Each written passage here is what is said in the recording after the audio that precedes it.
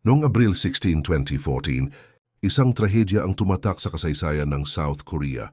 Pumiyahe ang MV Sewol Ferry mula Incheon, papuntang Jeju Island, sakay ang 476 na pasahero.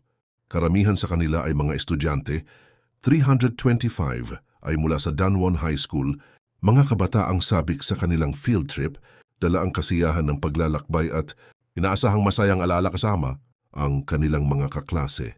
Ngunit bandang alas 8:48 ng umaga, nagsimulang tumagilid ang ferry matapos ang isang biglaan at maling liko. Mula sa investigasyon, lumabas ang ilang mabigat na pagkukulang. Ang ferry ay labis ang karga, may mga hindi ligtas na pagbabago sa istruktura at hindi maayos ang pagkakalagay ng mga kargamento. Ito ay nagdulot ng pagkawala ng balans ng barko na humantong sa unti-unti nitong paglubog.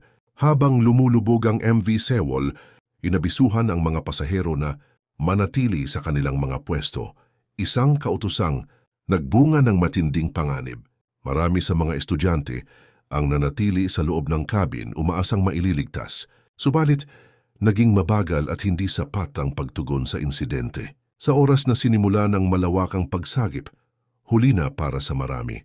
Sa kabuuan, 304 ang nawala, kabilang ang maraming kabataang may dalang pangarap. Tanging 172 lamang ang nakaligtas. Ang trahedyang ito ay nag-iwan ng matinding lungkot at hamon sa buong bansa, isang kolektibong sugat na patuloy na pinagdaraanan ng mga pamilyang naiwan at ng buong sambayanan. Hanggang ngayon, ang MV Sewol tragedy ay inaalala bilang isa sa pinakamalungkot na pangyayari sa kasaysayan ng South Korea.